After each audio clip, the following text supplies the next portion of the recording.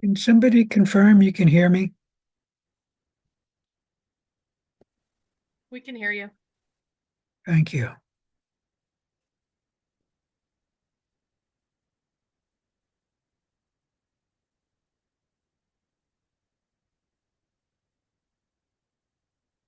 All right, before I begin, are there any questions?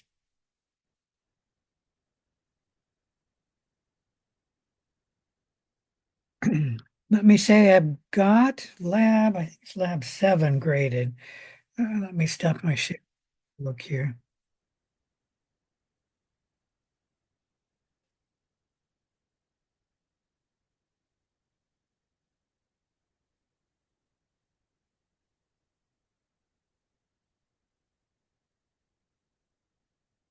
I'm looking in the grade book because I don't remember which lab I got graded, but I think it was lab 7, and I've started on lab 8.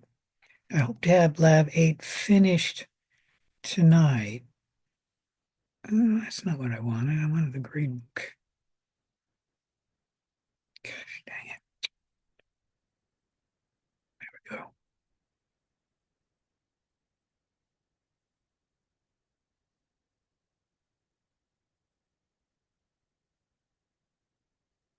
Yes, lab 7 is graded, so the second grade will be due this Saturday. If I finish lab 8 tonight, then the second grading for lab 8 will also be this Saturday.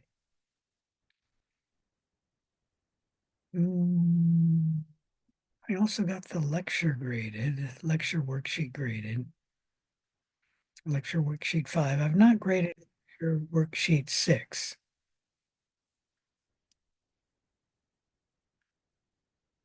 All right, any question about any of that? Let me re-share my screen. All right, today is February 18th, and we're supposed to be starting chapter 8 today. We're a little bit behind schedule. We're still in chapter 6.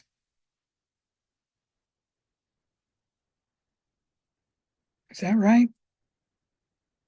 Let me remind you, you have quiz 4, which will be tomorrow. Quiz 4 will cover chapter 5 and chapter 6, assuming I finish chapter 6 today, and then lab 7.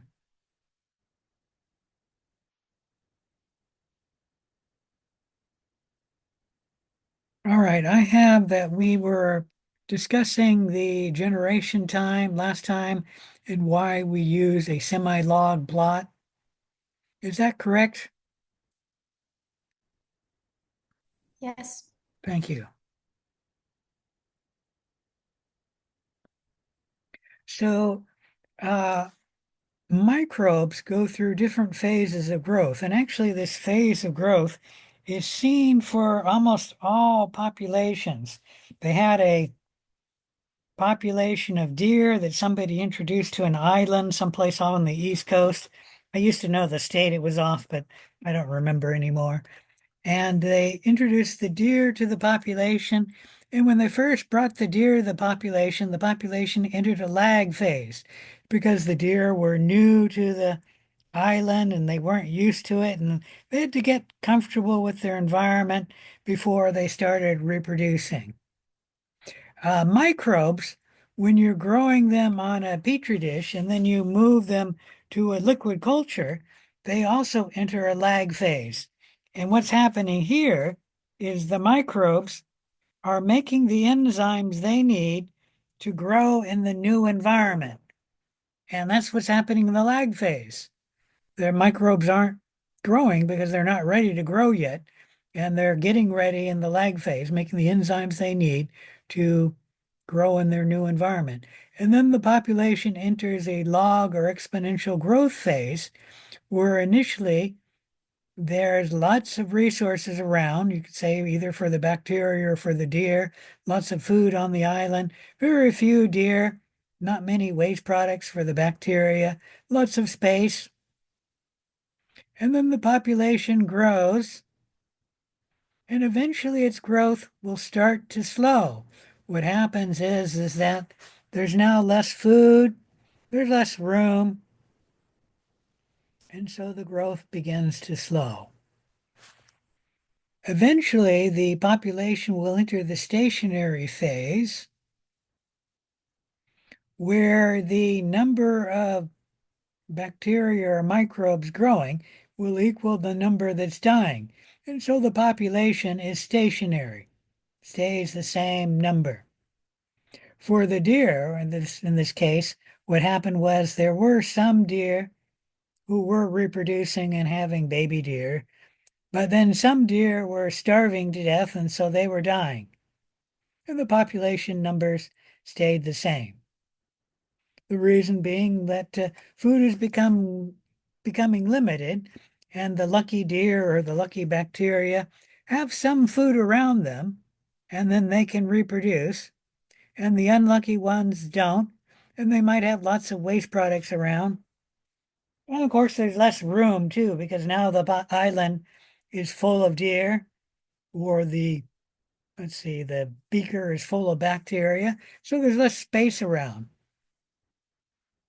And then the population number starts declining. This enters the death or the decline phase. Initially, in the death or decline phase, you might have a few individuals who are still reproducing, but there's more individuals dying. And then late in the death or decline phase, there's no individuals reproducing. All of the individuals are beginning to die. And this 4 phases of growth are seen all the time with microbes, as well as any other organism we've looked at. Any question about the bacterial growth curves? All right. We have a number of measurements, ways of measuring microbial growth. There are a number of methods to do this. There are direct methods and indirect methods. A direct method will be where you're actually going to count the number of cells, like on a plate count. You plate the cells on a plate, grow them. The cells will grow into colonies, and then you can do a plate count, counting the number of colonies growing on the plate. The filtration method is similar to that. The difference is, well, I'll talk about it in a little bit. You filter the cells through a filter, and then you put the filter on the plate to grow up the colonies.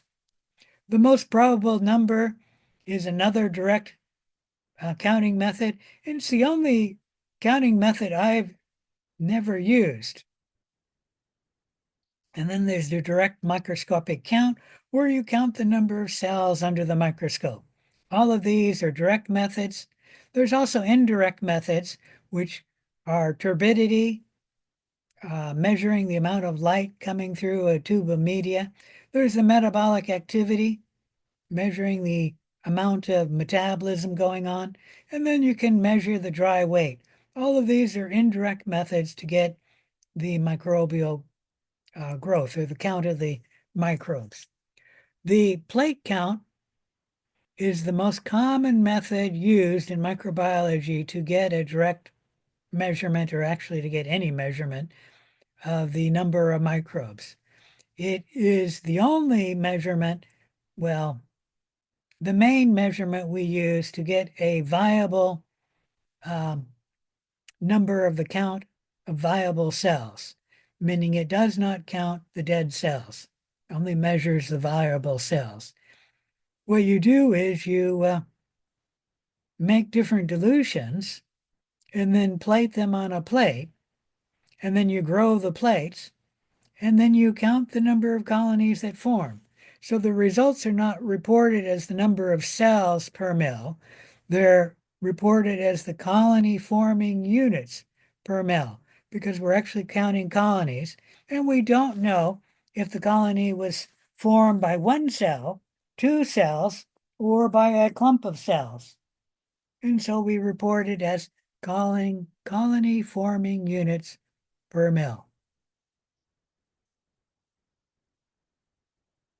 What you need to do to get the plate count is to make a serial dilution from an original sample, shown here. Here's original sample. Be way too many bacteria to plate and then count the colonies. So we make a dilution between 1 mil into 9 mils. That's a 1 to 10 dilution. And then you mix that up, take 1 mil out of this, put it into 9 mils. That's another 1 to 10 dilution, or a total of 1/100th of a dilution, because you have 1 times 10 times 1 times 10. So that's 1 to 100 dilution. You mix that up, take 1 mil out, put it into another 9 mils. That's another 1 to 10 dilution. So that's 1 to 1,000 dilution.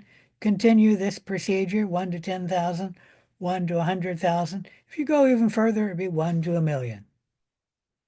And then you plate an aliquot of each of these on a plate, either usually 1 mil put on the plate or 1/10 of a mil put on the plate. Let me see if I can blow this up.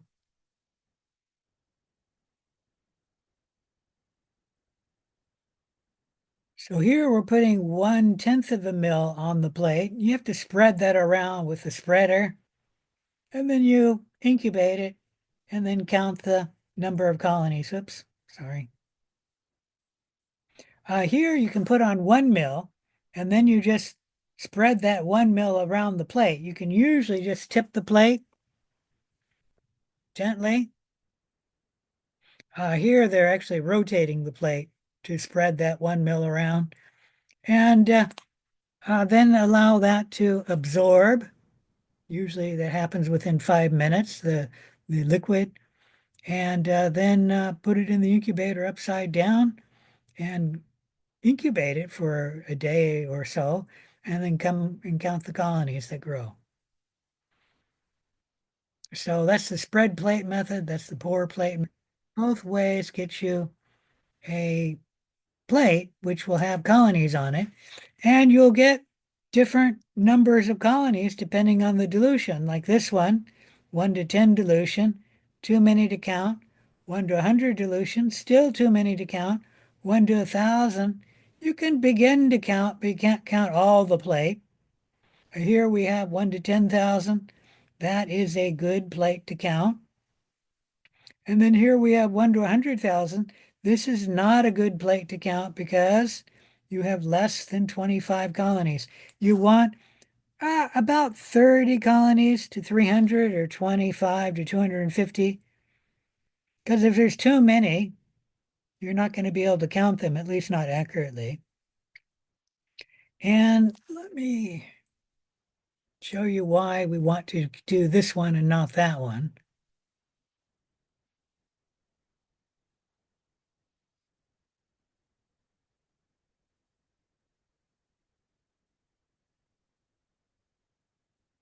Want Word.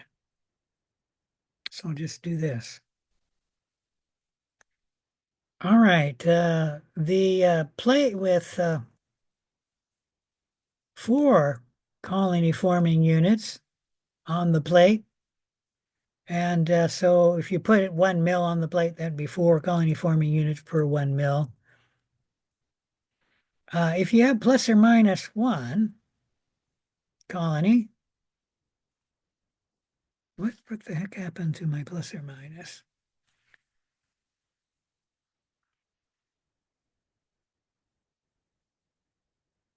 Well, that's going to be a problem now.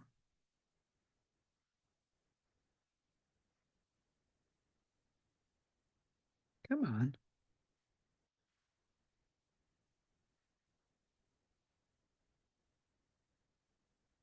I don't know why it's a superscript.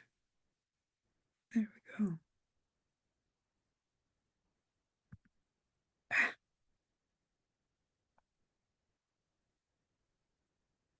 Here we go.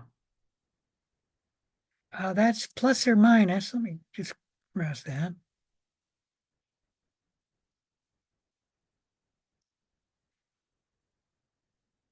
That's plus or minus 25%. So if your mean is 4 and you got plus or minus 1, the plus or minus 25%. On the other hand, if you had 30 on the plate, so 30 colony forming units per mil, and we have plus or minus 1, let me just copy all of that. All right, I'm going to get the mil for some reason.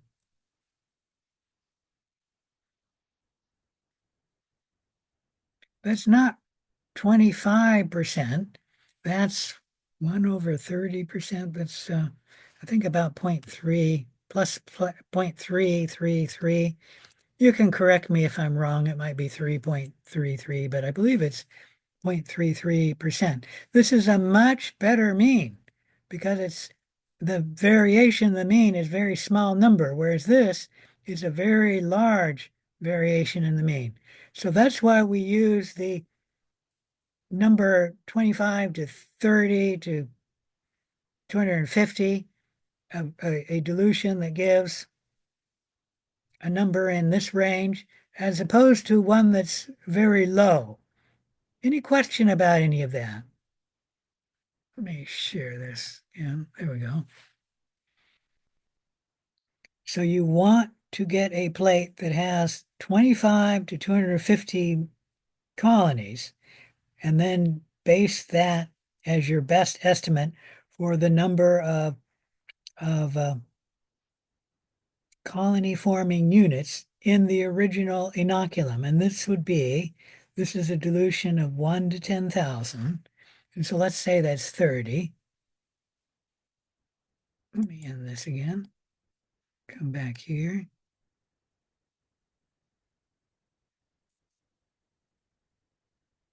So the dilution was 1 to 10,000.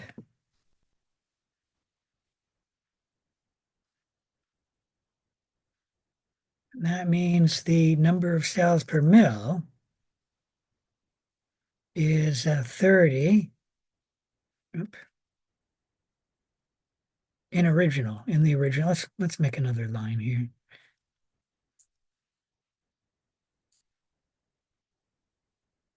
Actually, I shouldn't say cells, I should say colony forming units per mil in original solution is 30 colony forming units per mil times the dilution, 10,000 over 1,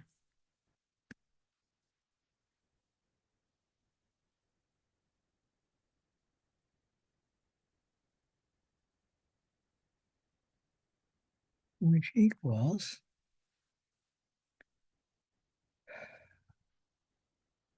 300,000. Is my math right? Colony forming units per mil in the original inoculation. Any question about any of that? All right.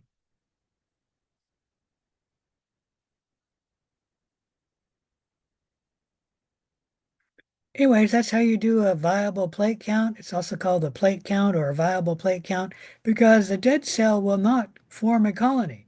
So it's only counting the viable cells.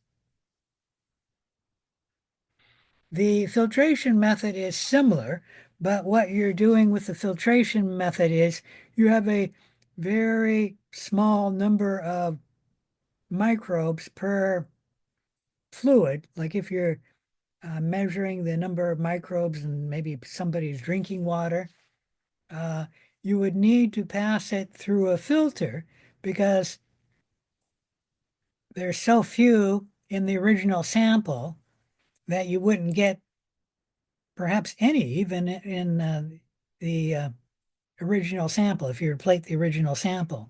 And that would be something like 1 microbe in, let's say, a quart or a gallon, something like that. But you can pass the water through a filter, as shown here, and then the microbes will be stuck on the filter. They can't get through the filter. And then you place the filter on a dish and then incubate it, and then you can count the number of colonies that grow on the filter.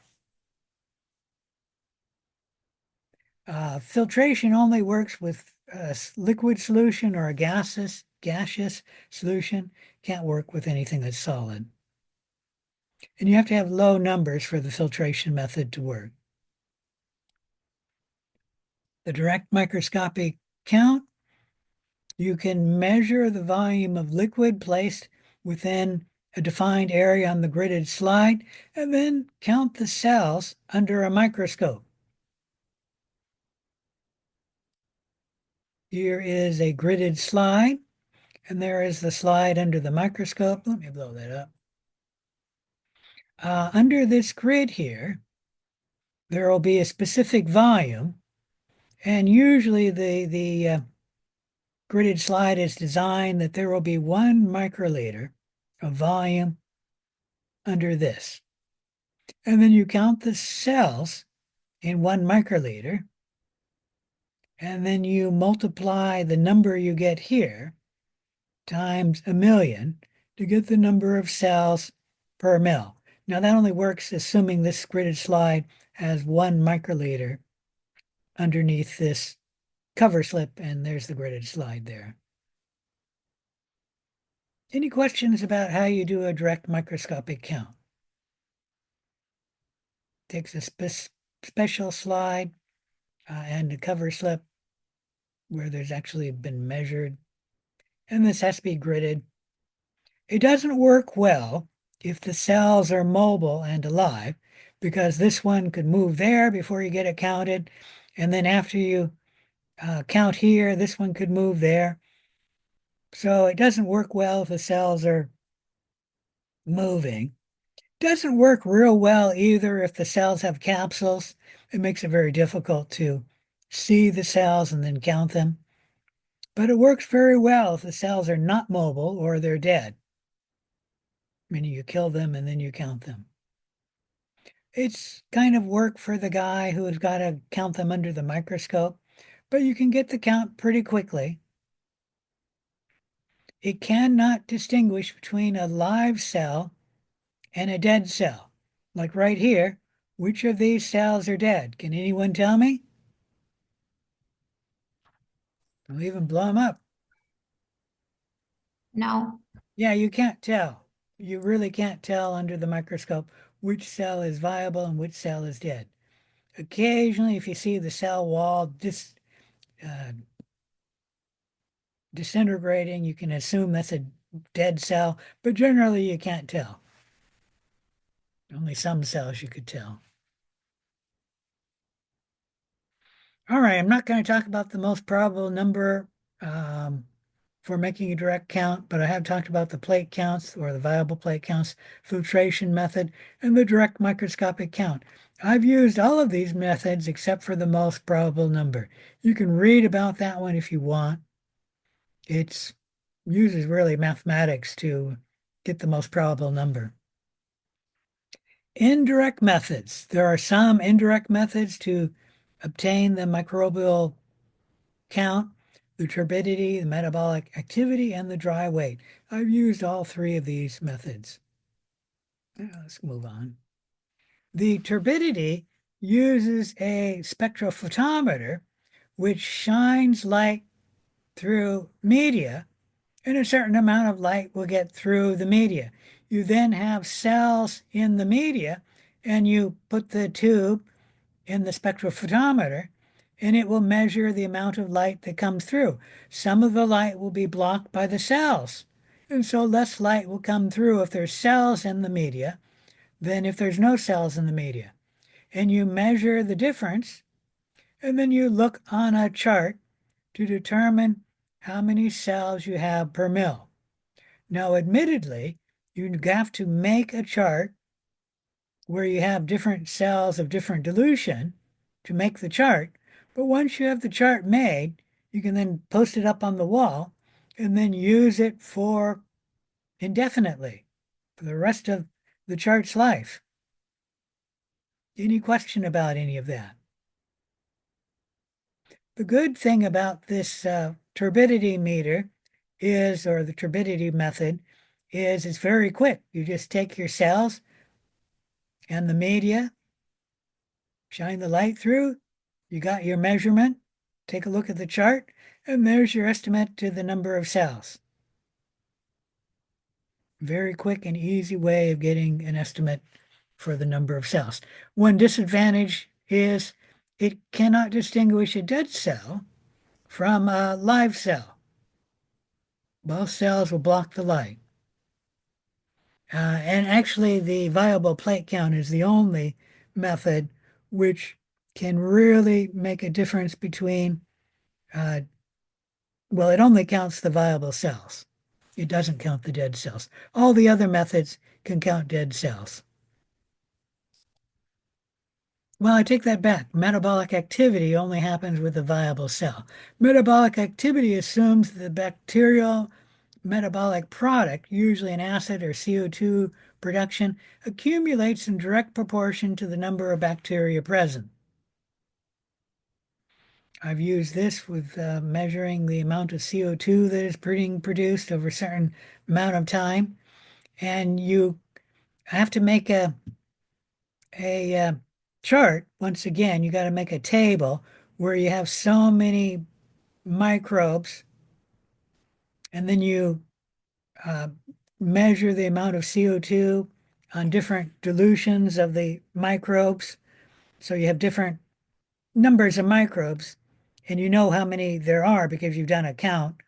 And then you measure the amount of CO2 after a certain time period. It's usually 10 minutes, but it could be something different, like 15 minutes or even an hour if you have low CO2 production or low acid production. And then when you have your known number of cells, and then you measure the amount of CO2, you then make your chart. And then you can use this chart indefinitely for as long as the chart is alive or around for getting an estimate of the number of cells for the CO2. Like, let's say you measure your CO2 and you get so much CO2, we'll say 10 units of CO2 in 10 minutes. You go look at the chart, and then you'll see how many microbes produce 10 units of CO2 in 10 minutes, and then you have your estimate of your number of cells. Any question about any of that? All right, let's move on to the dry weight. The dry weight is a method for obtaining the weight. If you're growing the bacteria in a liquid culture, you just centrifuge the cells, pour off the supernatant, and then dry the cells, and then weigh them. Once again, you have to have a chart. So you have a weight, and then you look at the chart and determine how many cells you have. But once you have the chart made, you can use the chart indefinitely.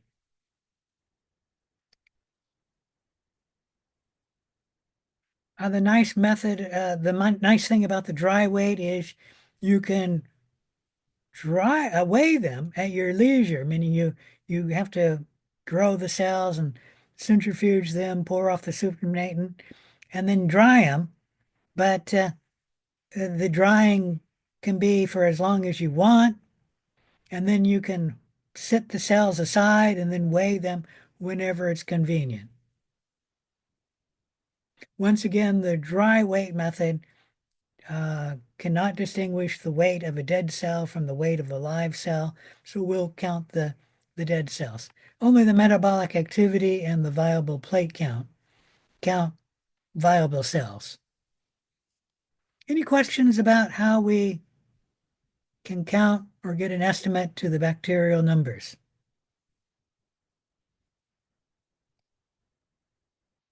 All right, let's go to chapter 8.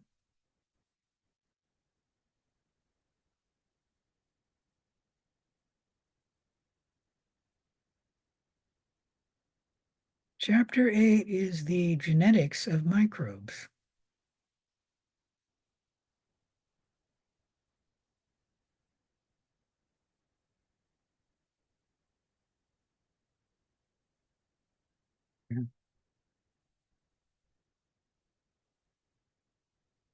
Yep, here we go.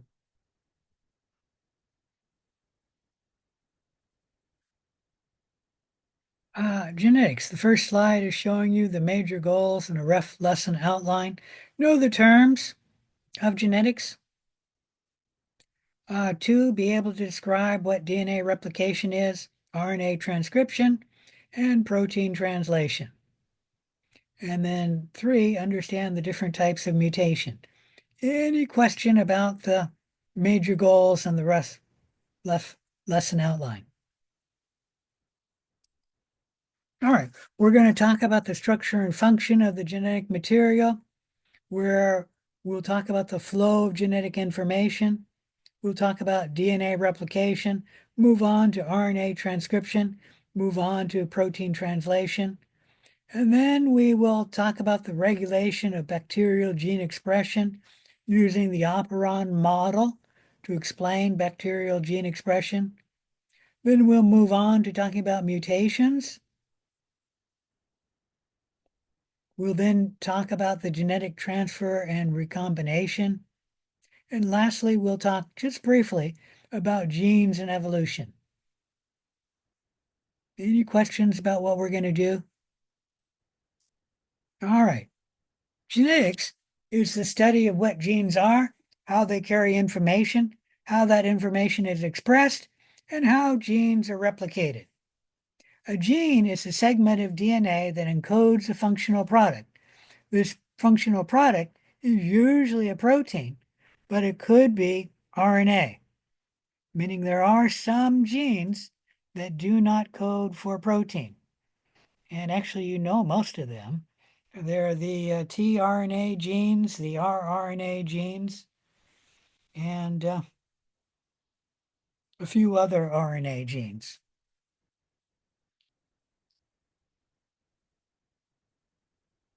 There we're looking at a chromosome. This is a chromosome that's folded up like the human X chromosome, which you always see it that way, but most of the time the chromosome is not compact. It will be spread out, dissolved in the cytoplasm. If you look at it, you won't see it like this. You won't even see it under the light microscope because it'll be dissolved in this, well, the nucleoplasm for a eukaryote cell or the cytoplasm for a prokaryote cell. And there you can see the DNA. And you'll note that would be gene 1 and gene 2. Let me blow this up. And you can tell that this is probably a eukaryote DNA because it's got a region of DNA which is not genetic material, meaning between gene 1 and gene 2. It doesn't code for anything. It's not entirely true. It doesn't code for any product. Prokaryotes, at least bacteria, have very little uncoding DNA.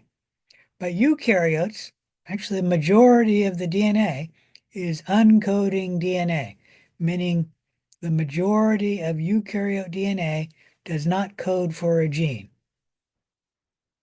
And here we're seeing a chromosome with different genes mapped to the chromosome. I can't read anything here, so let me blow that up. Becker muscular dystrophy,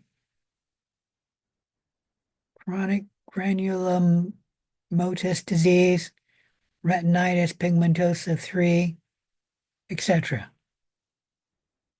And there's retinitis pigmentosa 2. It's in a different location.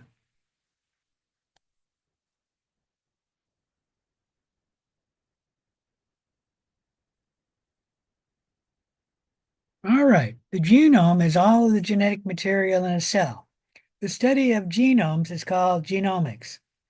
The genotype is the genes of an organism. For example, a blue-eyed individual only has the genotype lowercase b, because lowercase b encodes for bluish colored eyes. However, for individuals with brown eyes, they may have capital B, or they may have capital B, lowercase b, because the lowercase b is recessive to the capital B, meaning the blue-eyed allele is recessive to the brown-eyed allele, and an individual with brown eyes can be both of these two genotypes. Any question about any of that? The phenotype is the expression of the genes. So if you have the lowercase b genotype, you will have bluish eye color. But if you have one capital B and then the other allele, it doesn't matter if it's a capital B or a lowercase b, the phenotype will be brownish eye color. Any question about any of that? All right, here we're looking at the chromosome of E. coli, and the genes are just on the DNA, shown here.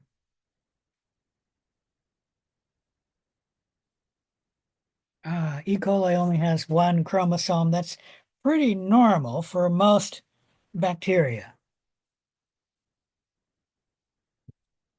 And that's a little bit of an oversimplification, but it's good enough for now. Here we're looking at DNA. DNA is a polymer of nucleotides. DNA has 4 different nucleotides: adenine, thymine, cytosine, and guanine. And you may learn these names, or you can call that A, capital A, that capital T, that capital C, that capital G. I don't care which you memorize, but you must know one of them or the other, or both. DNA is a double helix associated with proteins. What do we mean by a double helix? It means it has 2 strands of DNA, this one and that one. And the 2 strands wrap around sort of like a double helix there. I don't have a good picture of the double helix, but you can see the DNA. It will orient sort of like a spiraling staircase.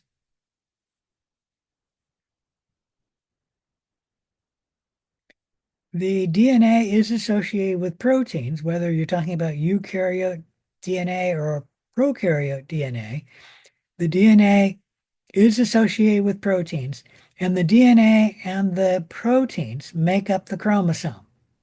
So the DNA isn't the same as the chromosome, because the chromosome is both DNA and the proteins.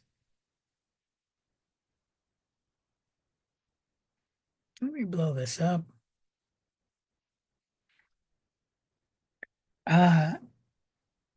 DNA is held together by the deoxyribose phosphate backbone. Deoxyribose is the sugar shown here, and there's the phosphate shown here. You'll note that it goes sugar, phosphate, sugar, phosphate, sugar, phosphate. And this is the backbone holding a strand of DNA together.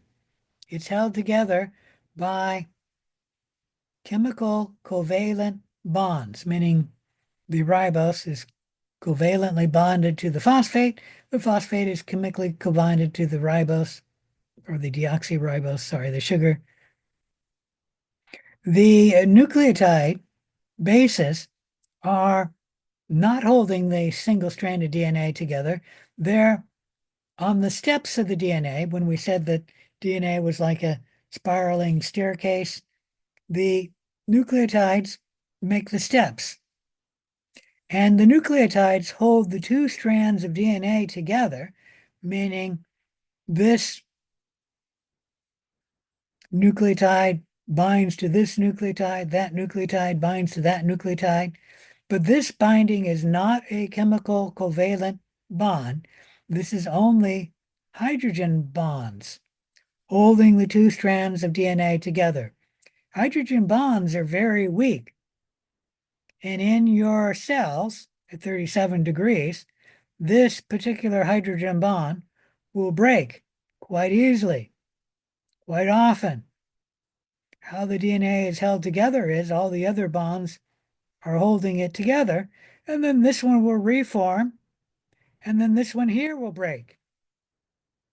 And we kind of say that that's the DNA breathing because it will open up right here, but it'll be held together here, and then this will form, and then it'll open up. Well, this one will break here. And that's because hydrogen bonds are very weak, and at 37 degrees, they can break very easily.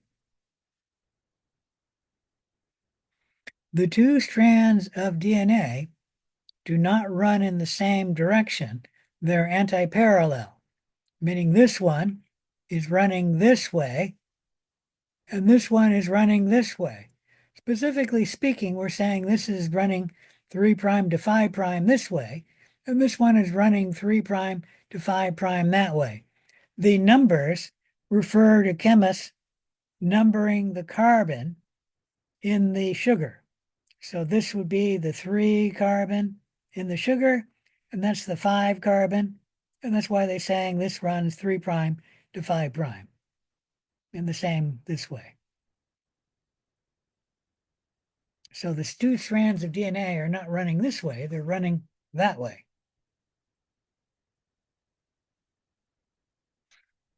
Any questions about DNA? All right, let's talk about the vertical flow of information within a cell. The vertical flow of information within a cell is known as the central dogma of biology. Information is stored in DNA, and that DNA, or the information, is copied to RNA in transcription, and then that information in RNA is copied into the information in protein by translation. The information in DNA and RNA and protein is each stored in its own language or its own information, meaning the information in DNA is stored in DNA, the information in RNA is stored in RNA, the information in proteins is stored in the protein, meaning the sequence of amino acids.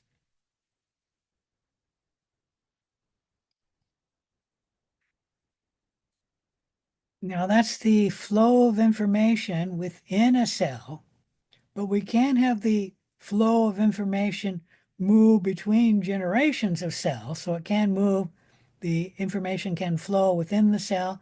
It can move between cells, like a parent cell can divide into two daughter cells, or you can say two parents can get their genetic information move into one offspring. That would be between generations of cells. And the information can flow between cells of the same generation, meaning where the DNA leaves the donor cell and then enters a recombinant cell. I changed this to make it a little clearer, and that is this DNA leaves that, and then you'll have this naked piece of DNA outside the cell, and then it'll be taken up by the recombinant cell. We'll get back to the flow of genetic information. But getting back to the vertical flow of information, the central dogma, the information in DNA is stored in the language of DNA nucleotides, and there's only 4 letters in the alphabet, meaning there's only 4 DNA nucleotides. Then the information is moved to RNA, flows to RNA, and once again, the information is stored in nucleotides, but it's now RNA nucleotides, not DNA nucleotides. Once again, there's only 4 different RNA nucleotides. And then the information in RNA flows to the protein, and it's stored in the language of amino acids. And there's 20 different amino acids, at least in humans. Most organisms have about 20 different amino acids. It may not be the same as what humans have, but they will take another amino acid and throw one out. So most organisms have about 20 amino acids. For comparison, English has 26 letters in their alphabet.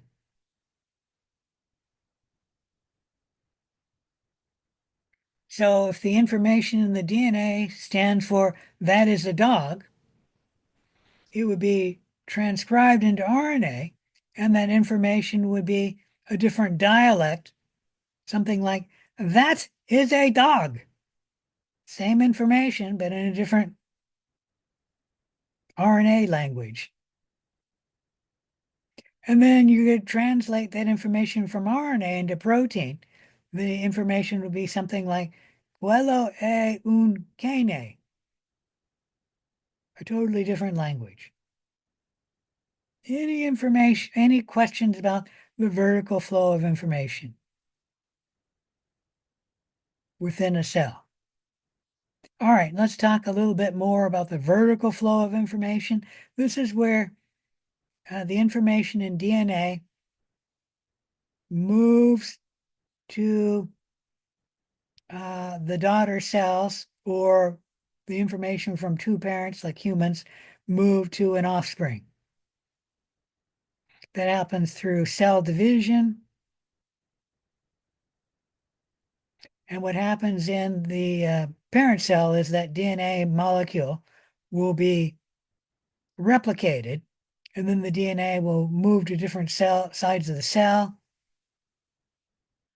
and the cell will then divide to make one copy of the DNA in one cell, and then the other copy of the DNA in the other cell. Now, for humans, we're a little bit more complicated, and that is we have a mother and a father combining their DNA in their gametes. And so what happens is the gametes have half their DNA, and then the gametes fuse to make the DNA of the offspring. Any question about the flow of genetic information from the parent cells to the daughter cell or the offspring cell? Flow of information between generations of cells.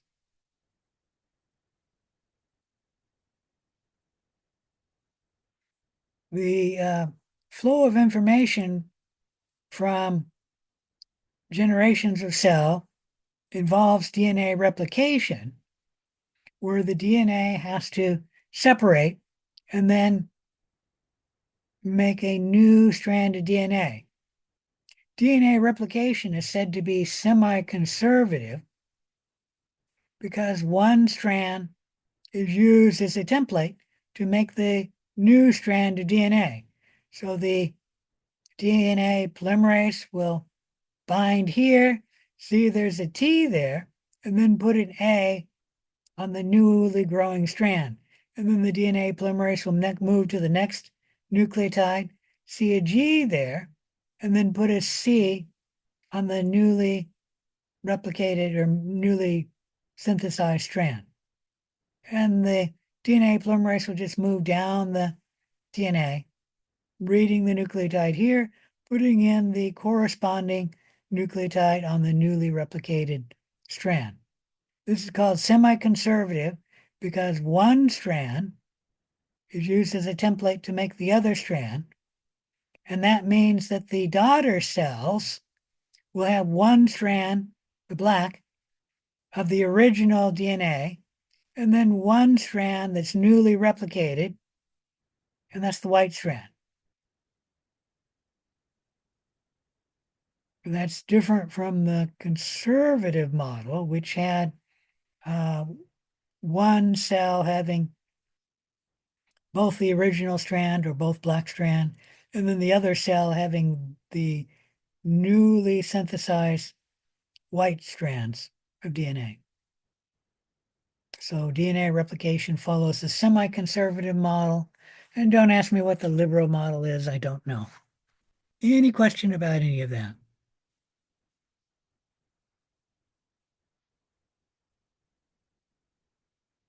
All right, let's talk a little bit more about DNA replication. As I stated, the DNA polymerase will bind here and put on the correct nucleotide here. It'll be the complementary nucleotide to whatever the nucleotide is here. So that's why C and G are always together, and then A and T are always together. It's put on by adding a nucleotide triphosphate, and that will break into a diphosphate, and then what is that called? The mononucleotide phosphate here. And that gives the energy when these break off, that gives the energy for this reaction to proceed, because this reaction takes energy, and that energy comes from the breaking of these phosphate bond right there.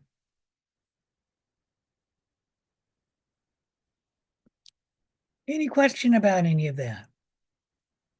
All right, and then the DNA polymerase will move down the template strand, C is C here, and then put on the G triphosphate here.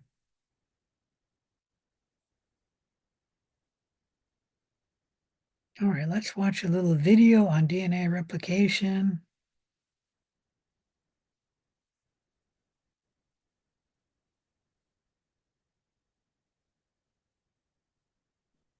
See, it's running. Oh, there it goes. It's really slow.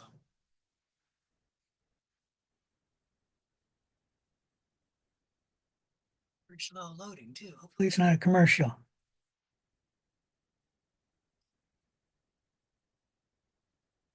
DNA is a molecule made up of two strands, twisted around each other in a double helix shape. Each strand is made up of a sequence of 4 chemical bases, represented by the letters A, C, G, and T. The two strands are complementary. This means that wherever there's a T in one strand, there will be an A in the opposite strand, and wherever there's a C, there will be a G in the other strand. Each strand has a 5' end and a 3' end. The two strands run in opposite directions. This determines how each strand of DNA is replicated. The first step in DNA replication is to separate the two strands. This unzipping is done by an enzyme called helicase and results in the formation of a replication fork. The separated strands each provide a template for creating a new strand of DNA. An enzyme called primase starts the process. This enzyme makes a small piece of RNA called a primer. This marks the starting point for the construction of the new strand of DNA. An enzyme called DNA polymerase binds to the primer and will make the new strand of DNA. DNA polymerase can only add DNA bases in one direction, from the 5' end to the 3' end. One of the new strands of DNA, the leading strand, is made continuously, the DNA polymerase adding bases one by one in the 5' to 3' direction. The other strand, the lagging strand, cannot be made in this continuous way because it runs in the opposite direction. The DNA polymerase can therefore only make this strand in a series of small chunks called Okazaki fragments.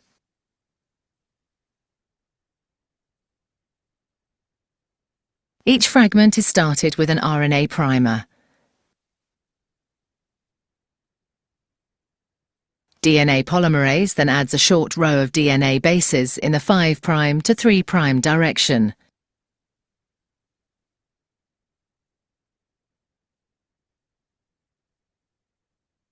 The next primer is then added further down the lagging strand.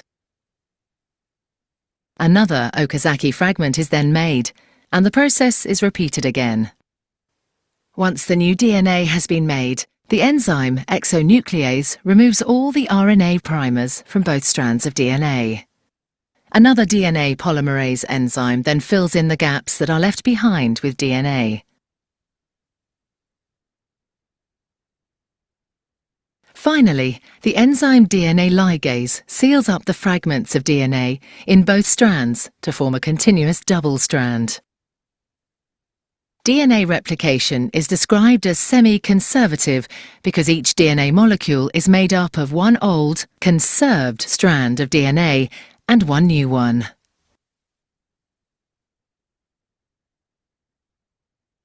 All right, any question about that video?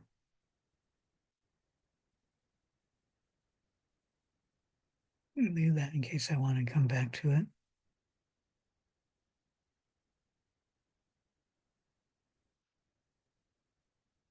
All right, let's talk about DNA replication. DNA is copied by DNA polymerase. The new DNA is only made in the direction 5' to 3'. It is initiated by an RNA primer. Because the DNA is made only in the 5' to 3' direction, the leading strand can be synthesized continuously because it's running in the correct direction. I'm going to show you it here. So this would be the leading strand, and it's running in the right direction, so it can be made continuously. The other strand has to be synthesized 5' to 3', and it can't be made this way because that's 3' to 5'. It has to be made this way. And so the other strand, called the lagging strand, has DNA made in the opposite direction.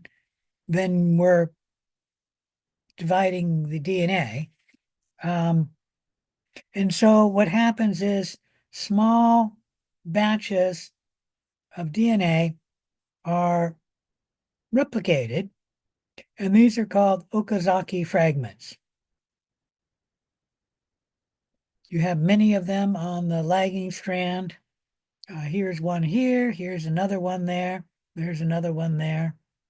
And what happens is DNA polymerase binds to the DNA, and then obviously there'll be the RNA primer, and then you start adding the DNA. It only goes for a little bit, and then it stops where the next Okazaki fragment began.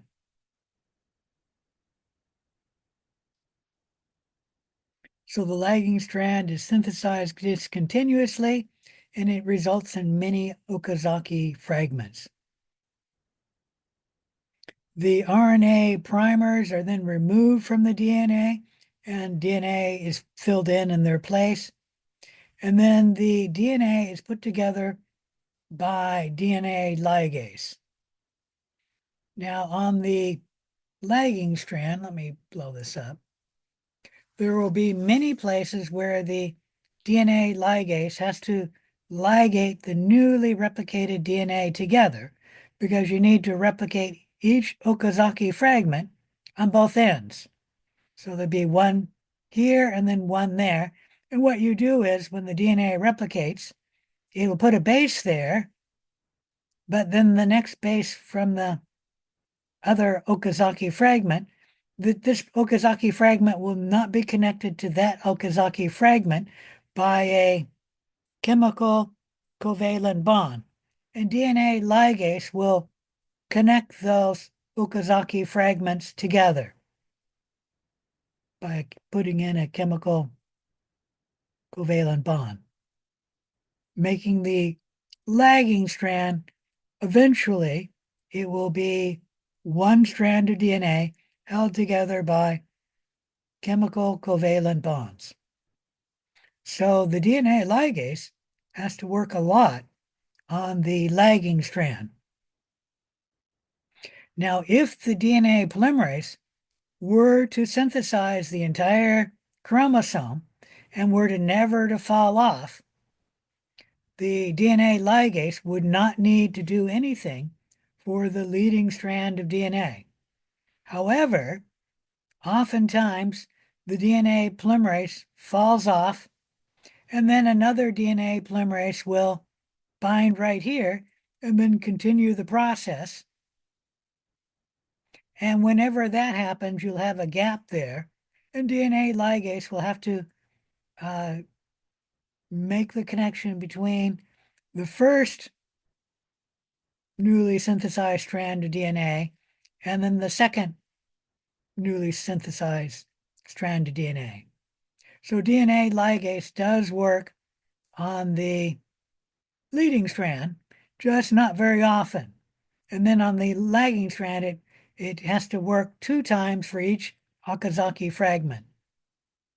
Any question about any of that? So once again, the important enzymes in DNA replication are the helicase. It makes the double-stranded DNA single-stranded. The DNA polymerase is the second important enzyme. It adds on the newly replicated bases to make the newly synthesized strand of DNA. And then the third really important enzyme is the ligase, because it connects the newly synthesized strand of DNA together, particularly on the lagging strand. There are some other enzymes, but they're not as important, like the primer, the enzyme for making the primer. And then there's an enzyme for removing the primer and putting on the correct nucleotides of DNA. And like I said, there's a few other enzymes, but they're not as important. But you must know these 3. The helicase, making the double-strand DNA single-stranded, the DNA polymerase, making the single-strand DNA double-strand, and then the ligase, connecting the single-strand, newly replicated single-strand DNA together, making it one single-stranded DNA. Any question about any of that? All right, that's DNA replication.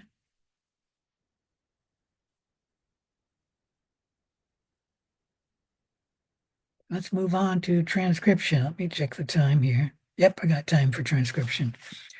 Transcription is the synthesis of RNA from DNA. DNA is transcribed to make RNA, and you can make either messenger RNA, tRNA, or rRNA.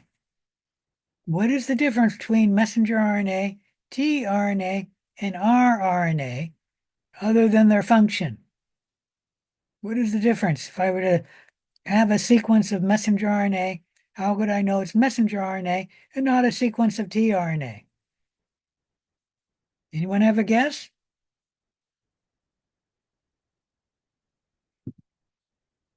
Well, is there any difference in the RNA nucleotides?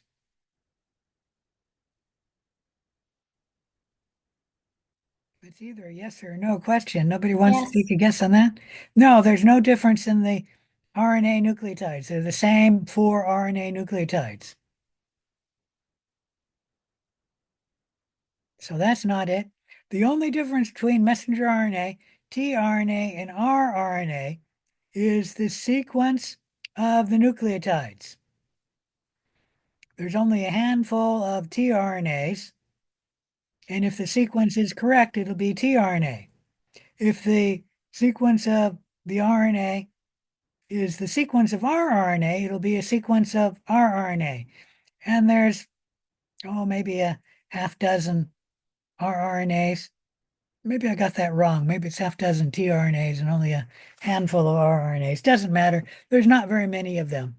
And then there's many different messenger RNAs because there will be one messenger RNA for each protein in the cell. And once again, the only difference is the sequence of the RNAs. So the RNA polymerase making the RNA doesn't need to know which RNA to make because it's just going to transcribe the DNA. And whatever the DNA codes for, it'll make that RNA. And if it codes for messenger RNA, it'll make messenger RNA. And if the DNA codes for tRNA, it'll make tRNA. And if the DNA codes for rRNA, the RNA polymerase will make rRNA. A difference between DNA replication and RNA transcription is in DNA replication, all of the DNA is replicated. In RNA transcription, only the genes are transcribed.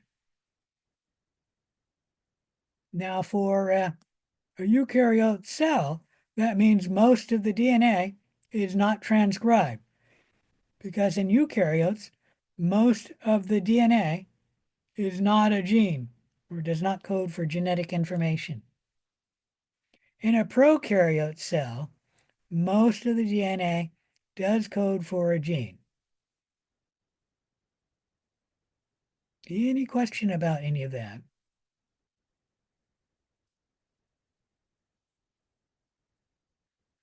All right, transcription begins when the RNA polymerase binds to the promoter. What the promoter is a region of DNA that codes for the RNA polymerase to bind to the DNA here. And that's why it's called the promoter. Transcription then proceeds in the 5' to 3' direction.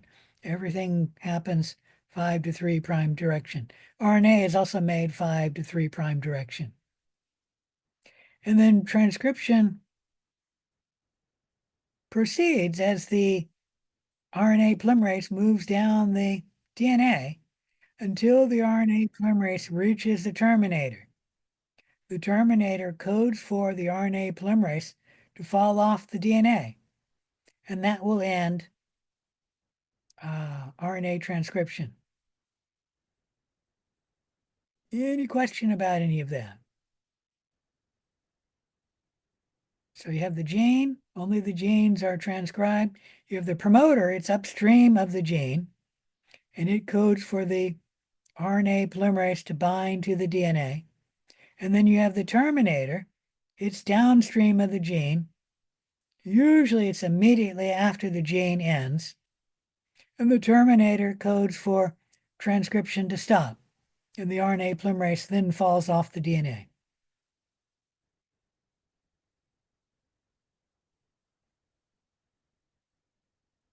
Here we're actually looking at it's an electron microscope, but it's a fluorescent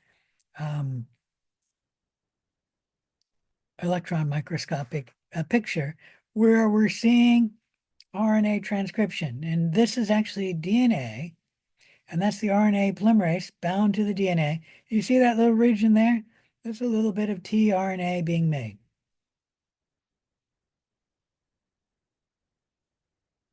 And let's talk about RNA transcription in greater detail. I think I have time to show you this video.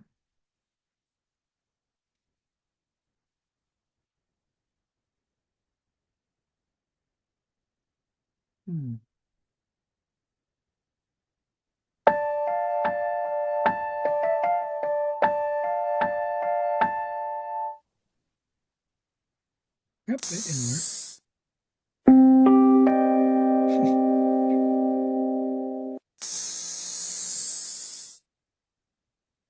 I don't even know where that is. The E. coli lac operon is an example of an inducible set of genes. These genes are responsible for the breakdown of lactose into sugars used for cellular metabolism. This inducible system also involves bacterial DNA, a repressor I don't think this is the right one. Yeah, this isn't the right one. for inducible systems, All right, let me do RNA transcription.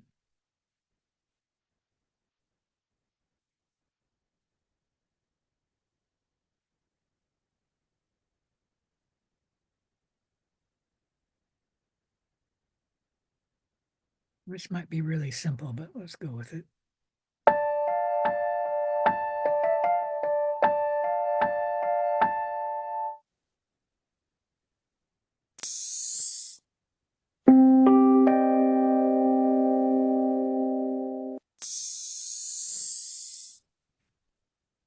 Transcription is the process of making RNA from a DNA template. Several key factors are involved in this process, including DNA, transcription factors, RNA polymerase, and ATP. Transcription begins with a strand of DNA. It is divided into several important regions. The largest of these is the transcription unit. This portion of the DNA will be used to produce RNA. Upstream of the transcription unit is the Tata box. An enhancer region may also be involved. Several complexes, known as transcription factors, are required for successful transcription. The first is TF2D, the largest of the general factors. A component of this factor, TBP, binds to the DNA using the Tata box to position TF2D near the transcription initiation site.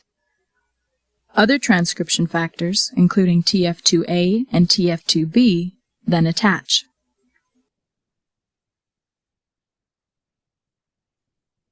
These complexes prepare the DNA for the successful binding of RNA polymerase. So that's the promoter. It's not saying it. Once RNA polymerase is bound, other transcription factors complete the mature transcription complex.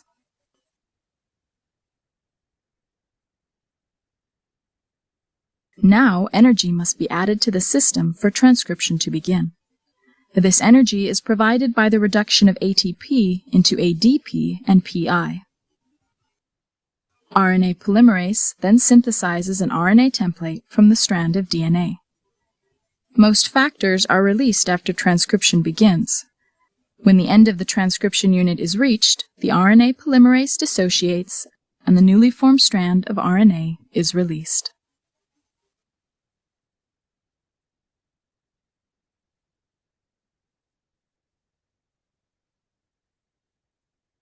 Okay, any questions about any of that? It goes into a little more detail than I'm going to go into. And that,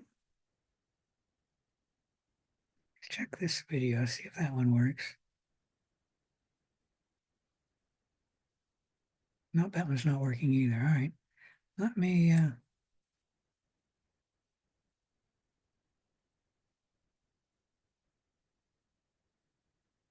this in.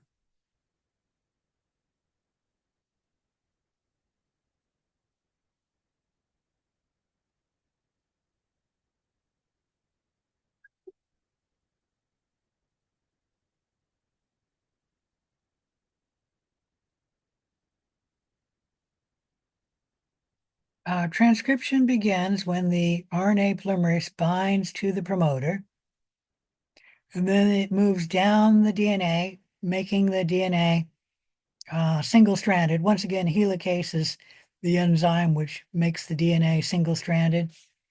And let me blow this up so you can see it better. You can see that initially the RNA is actually binding to the DNA. So this is the strand of RNA that is being synthesized. And initially the RNA actually binds to the DNA, forming an unusual double helix where one strand is DNA and it's binding to one strand of RNA. That doesn't last very long. As you can see, the RNA is come off the DNA here. And then at this point, this DNA snaps back, meaning there's only a little bit of DNA, which is actually single-stranded. And this will snap back as this moves that way. And you can see that's why this is double-stranded. And right there, we have single-stranded DNA where the RNA is being made, and it's actually single-stranded bound to a single strand of RNA. But right there, the RNA falls off.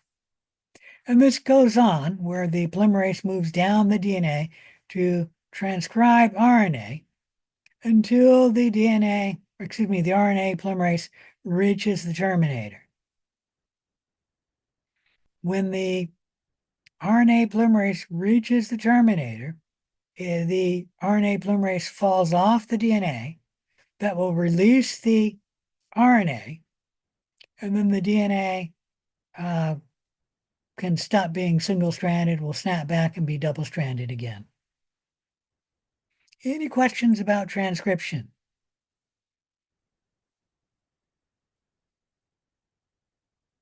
All right, I think I'm going to stop here because translation I'm not going to be able to finish in 2 minutes. And we'll proceed here next time. Any questions? In the lab today, I'm going to be there to answer any questions. If you don't have any questions, you don't need to show up because we don't have any lab today. We'll have a lab on Thursday. You should be working on your unknown project. Any questions?